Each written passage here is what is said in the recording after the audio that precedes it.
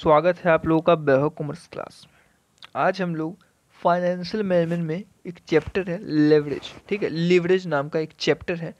Chapter बहुत ही आसान है, इसको आज हम लोग सीखेंगे। मैं पूरा इसका फॉर्मूला बता दूंगा, आपको पूरा फॉर्मूला बता दूंगा, आपको पूरा इसका जो भी कॉन्सेप्ट है वो क्लियर कर दूंगा। इसके बाद इसका हर एक क्वेश्चन आप बना सकते हो।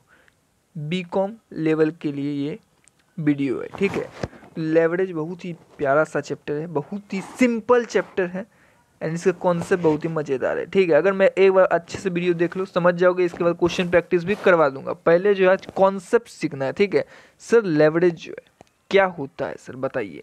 देखो, लेवरेज का मतलब होता है इन्फ्लुएंस और power. Sir what is leverage? We can say कि it's leverage, the word leverage represent influence और पावर। समझ में आया? सर क्या इन्फ्लुएंस, सर क्या चीज़ इन्फ्लुएंस करेगा? अरे लेवरेज रिप्रेजेंट करता है influence one variable over some other financial variable. समझ में आया? मतलब एक वेरिएबल, देखो एक वेरिएबल अदर वेरिएबल को इन्फ्लुएंस करता है। This is what leverage. Sir ये अदर फाइनेंशियल वेरिएबल को इन्फ्लुएंस करता है। ठीक है, तो सर फाइनेंशियल वेरिएबल क्या होते हैं? अरे cost, output, sales, earning before tax, interest and tax, earning per share, these are what sir? These are financial variables. Okay, चलिए तो अगर कोई लिखना चाहते हैं तो वीडियो को लिख सकते हो कि भैया फाइनेंशियल वेरिएबल का मतलब होता है cost, output, sales, earning before interest and tax, earning per share. चलो सर, लेवरेज जो है ना तीन प्रकार के होते हैं। एक होता है ऑपरेटिंग लेवरेज, एक होता है फाइनेंशियल लेवरेज, एक होता है कंबाइन लेवरेज। कितने इजी भाषा में समझ में आया? Operating, financial and combine leverage. Sir operating leverage में business risk, sir operate, business को ऑपरेट, देखो ऑपरेट का मतलब होता है बिजनेस को आप ऑपरेट कर रहे हो। फाइनेंशियल लेवरेज यानी कि फाइनेंस से रिलेटेड बात है, यहाँ फाइनेंशियल रिस्क होता है। और कंबाइन लेवरेज यानी टोटल रिस्क, यानी कि ऑपरेटिंग और फाइनेंशियल लेवरेज को मिला दो तो कंबाइन लेवरेज बन जाता है। आई होप आपको समझ में आया कि लेवरेज क्या होता है। लेवरेज के टाइप कितने होते हैं? तीन प्रकार होते हैं। समझ में आया? चलो अभी फॉर्मूला मैं बताऊंगा, लेकिन उससे पहले मैं चाहूंगा कि आप लोगों को मैं इनकम स्टेटमेंट सिखा दूं। अगर जो बच्चा, मैं आपको गारंटी देता हूं, जो बच्चा इस इनकम स्टेटमेंट को समझ गया वो लेवरेज का हर एक क्वेश्चन बना सकता है, ये मेरी गारंटी है। ठीक है, आइए समझते हैं। तो इनकम स्टेटमेंट में पहले क्या होगा? सेल। क्या होगा? सेल्स। एकदम इजी भाषा में सर, सेल्स में वेरिएबल कॉस्ट घटेंगे। ठीक है, जो वेरी करते हैं आउटपुट से। ठीक है, तो वेरिएबल कॉस्ट उसको कहते हैं। ठीक है, इसको क्या कहते हैं? वेरिएबल कॉस्ट, जो कि वेरी करते हैं। मतलब कि अगर नंबर ऑफ प्रोडक्शन बढ़ जाएगा तो वो खर्चा भी बढ़ जाएगा, ऑब्वियस सी बात है। ठीक है, तो ये वेरिएबल कॉस्ट हुआ। तो जब सेल्स में वेरिएबल कॉस्ट घटता है तो क्या आता है सर? कंट्रीब्यूशन आता है। देख सकते हो कंट्रीब्यूशन आता है। कंट्रीब्यूशन में फिक्स कॉस्ट घटता है। फिक्स कॉस्ट क्या होता है सर? सर फिक्स कॉस्ट क्या होता है? जो खर्चा फिक्स्ड होता है। ठीक है, यानी कि रेंट, आप अगर फैक्ट्री है तो फैक्ट्री का रेंट देते हो। यस सर, तो फैक्ट्री का रेंट फिक्स होता है ना, हर महीना 30,000 दे रहे हैं तो 30,000 देंगे। चाहे हम नंबर ऑफ प्रोडक्शन ज़्यादा कर दें, चाहे हम वर्कर को ज़्यादा काम करवा लें, तो भैया समझ में आया कि नहीं? चाहे हम दिन में 9 घंटा काम करें या फिर 7 घंटा काम करें, हमें रेंट जो है महीना के अंत में 30,000 देना है। तो this is what a fixed cost. तो कंट्रीब्यूशन में फिक्स कॉस्ट जाएगा। समझ में आया? तो उसके बाद आता है ईबीआईटी। सर ईबीआईटी क्या होता है? अरे earning before interest and tax, लिख लो। समझ में आया? यस सर, तो earning before interest and tax आ गया। तो earning before interest and tax, तो इंटरेस्ट को घटा दो। समझ में आया? तो जब earning before interest and tax में से इंटरेस्ट घट जाएगा तो क्या बचेगा? Earning before tax. समझ में आया? यस सर, तो उसमें से फिर टैक्स घटा दो तो अर्निंग बिफोर टैक्स में से टैक्स चला गया, यानी कि अब ये जो पैसा है, ये जो अमाउंट आया है, ये अर्निंग आफ्टर टैक्स है। यस सर, अब अर्निंग आफ्टर टैक्स यानी टैक्स वुक्स दे के कंपनी में मान लो कुछ पैसे बचे तो उसको कहते हैं ईएटी, अर्निंग आफ्टर टैक्स। उसमें से प्रीफरेंशियल शेयर होल्डर आ जाएंगे, बोलेंगे हमारा डिविडेंड कहाँ गया? तो हमने बोला भाई तुम अपना डिविडेंड ले लो। तो जो डिविडेंड दे दिया हमने, इसे इंटरेस्ट भी दे दिया। इंटरेस्ट इसको डिवेंचर को दे दिया, डिवेंचर से पैसा लेते हैं तो उसे इंटरेस्ट देते हैं। ठीक है, तो हमने उसको इंटरेस्ट दे दिया, प्रीफरेंस शेयर होल्डर को जो है डिविडेंड भी दे दिया। अब जो पैसा बचा वो इक्विटी का, यानी earning available for equity share holder, EAES, यानी कि मैंने शॉर्ट में लिखा, फुल में लिखो earning available for equity share holder. तो ये जो है शेयर होल्डर का पैसा है।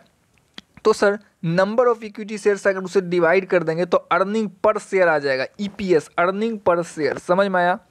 Earning available for equity share holder को डिवाइड किए नंबर ऑफ इक्विटी शेयर से, तो एक शेयर का दाम आ गया। समझ में आया? This is what income statement. अब मेरी बात सुनो, मैंने बोला लेवरेज 3 प्रकार के होते हैं, एक होता है ऑपरेटिंग लेवरेज, एक होता है कंबाइंड लेवरेज, एक होता है फाइनेंशियल लेवरेज। ठीक है, तो भाई ऑपरेटिंग लेवरेज यानी ऑपरेटिंग लेवल मैनेजर क्या चाहता है, वो चाहता है कि EBIT 0 हो जाए। वो यहाँ से चलता है और वो चाहता है EBIT 0 हो जाए। क्यों सर वो 0 हो जाए? क्यों वो चाहता है EBIT 0 हो जाए? क्यों? कम से कम भैया माइनस में होने से तो अच्छा 0 हो जाए। क्या समझे? यस सर, पकड़ लिए। अरे भैया ये बेचारा सेल, मान लो सेल किया, उसमें वेरिएबल कॉस्ट घटाया, फिर कंट्रीब्यूशन आ गया, फिक्स कॉस्ट किया, तो EBIT आया। अब अगर EBIT माइनस में चला गया तो बेचारा इस पे तो मालिक बोलेगा ना इसको, क्या भाई क्या हो रहा है? तो ये चाहेगा भाई कम से कम प्रॉफिट नहीं हो तो नुकसान भी ना हो, तो ये चाहेगा कि EBIT 0 हो जाए। समझ में आया? Yes sir. और फाइनेंशियल लेवरेज जो फाइनेंशियल मैनेजर है वो क्या चाहेगा, ये अर्निंग आफ्टर टैक्स 0 हो जाए। ये क्या चाहेगा, अर्निंग आफ्टर टैक्स 0 हो जाए। अरे माइनस में चला जाएगा तो उससे अच्छा तो 0 रहे।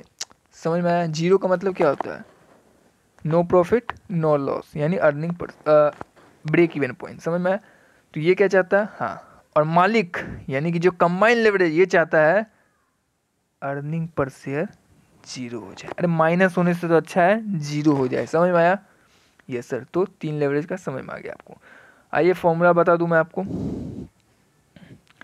देखिए operating leverage, degree of operating leverage. ठीक है, तो इसका फॉर्मूला क्या होता है, contribution bye earning before interest and tax. Contribution by earning before interest and tax. ये देखो ऑपरेटिंग लेवरेज का यहीं तक है, ऑपरेटिंग लेवरेज का मैंने दिखा दिया। तो ये कंट्रीब्यूशन है बटे EBIT। समझ में आया? फॉर्मूला समझ में आया? Yes sir. एक और फॉर्मूला है इसका एक और फॉर्मूला है, change in EBIT by change in sales. यानी कि इस EBIT को ऊपर ठेल दो तो परसेंटेज चेंज इन EBIT और ये कंट्रीब्यूशन की जगह सेल्स लिखा जाएगा। तो ये फॉर्मूला क्लियर हो गया आपको। ठीक है, चलिए एक होता है फाइनेंशियल लेवरेज। इसका फॉर्मूला क्या है, EBIT by earning before tax, EBT। Sir ये भी दिखा दो। ये देखो फाइनेंशियल लेवरेज यहाँ से चलेगा EBIT by earning before tax. समझ में आया? चलिए EBIT by earning before tax practice करोगे फॉर्मूला याद हो जाएगा। फिर सर इसका एक और फॉर्मूला है, percentage change in earning per share by percentage change in EBIT। यानी कि ये EBIT तो नीचे आ गया, परसेंटेज चेंज इन, और ऊपर लिखा जाएगा percentage change in earning per share. Sir combined leverage का फॉर्मूला क्या होता है, कंबाइंड लेवरेज का फॉर्मूला होता है operating leverage into financial leverage. ठीक है, तो पता है इन दोनों का गुना जो होगा, मान लो ऑपरेटिंग लेवरेज 5 आया, फाइनेंशियल लेवरेज 3 आया, तो 5 3 है 15, तो 15 कंबाइंड लेवरेज हो जाएगा। और अगर फॉर्मूला से मैं निकाल के बताऊं तो अब आपको फॉर्मूला याद कैसे होगा, देखो ऑपरेटिंग लेवरेज का फॉर्मूला बोलो sir contribution by EBIT, financial leverage का फॉर्मूला बोलो सर EBIT बाय EBT। सही है कि नहीं? क्या लिखा हुआ है, EBIT बाय EBT है ना, ये से फॉर्मूला लिखे। EBIT और EBIT कट गया तो कंट्रीब्यूशन बाय EBT फॉर्मूला, या तो रट्टा मार लो, कंट्रीब्यूशन बाय EBT किसका फॉर्मूला है, तो कंबाइंड लेवरेज का, नहीं तो दिमाग लगा के ये फॉर्मूला से कन्वर्ट कर लो। और एक और फॉर्मूला है percentage change in earning per share by percentage change in sales. Sir ये कैसे निकाला, अरे देखो ना ये दोनों फॉर्मूला को हम आमने सामने रखें, तो परसेंटेज चेंज इन EBIT, ये इसको काटे और इसको काटे तो क्या बचा, percentage change in earning per share by percentage change in sale, वही है percentage change in earning per share by percentage change in sale. समझ में आया? चलो तीनों फॉर्मूला नोट कर लिए? Yes sir. आओ कुछ और फॉर्मूला बता दूँ 2-4। ब्रेक इवन पॉइंट अगर यूनिट में निकालना है, यूनिट में मतलब 3000 यूनिट, 4000 यूनिट, 1000 यूनिट, यानी unit, this is not a sale price, this is a unit. तो fix cost by contribution per unit, fix cost को डिवाइड कर देना कंट्रीब्यूशन पर यूनिट से। ठीक है, चलो sir break even point sales में निकालना है यानी रुपीज में, तो fix cost by PV ratio, क्या लिखोगे, PV रेशियो, PV रेशियो। ठीक है, PV ratio. Sir PV ratio कैसे निकलता है, अरे PV रेशियो इक्वल टू होता है contribution by sale, profit volume ratio कहते हैं। ठीक है, तो PV रेशियो का फॉर्मूला होता है कंट्रीब्यूशन बाय सेल्स। आ जाओ, कभी कभी क्या होता है डिग्री ऑफ ऑपरेटिंग लेवरेज का फॉर्मूला मैंने बोला कंट्रीब्यूशन बाय EBIT, हो सकता है कभी कभी फॉर्मूला में कुछ मिसिंग हो सकता है आपको कंट्रीब्यूशन नहीं पता हो सकता है क्वेश्चन में कंट्रीब्यूशन नहीं दे, तो कैसे निकालोगे, तो उसके लिए एक और फॉर्मूला है, मतलब ऑपरेटिंग लेवरेज का एक और फॉर्मूला है 1 bye margin of safety, 1 bye margin of safety. ठीक है, हो सकता है क्वेश्चन में दे दे मार्जिन ऑफ सेफ्टी 0.5, तो 1 बाय 0.5 कर देना, तो जो निकलेगा वो ऑपरेटिंग लेवरेज होगा। सर मार्जिन ऑफ सेफ्टी कैसे निकलता है सर? अरे EBIT by contribution, EBIT by contribution. कभी हो सकता है क्वेश्चन में बोल दे मार्जिन ऑफ सेफ्टी निकालो, फॉर्मूला बैठा दोगे, और मार्जिन ऑफ सेफ्टी दे दिया तो बोलेगा ऑपरेटिंग लेवरेज निकाल लो। समझ में आया? कंप्लीट कॉन्सेप्ट था, करवा दिया। इनकम स्टेटमेंट को 2-4 बार देखोगे, बनाओगे, बन जाएगा। क्वेश्चन प्रैक्टिस नेक्स्ट वीडियो में करा दूंगा। तब तक के लिए चैनल पर नए हो तो सब्सक्राइब कर देना और लाइक कर देना, और टेलीग्राम चैनल, व्हाट्सएप चैनल दोनों ज्वाइन कर लो, लिंक डिस्क्रिप्शन में है।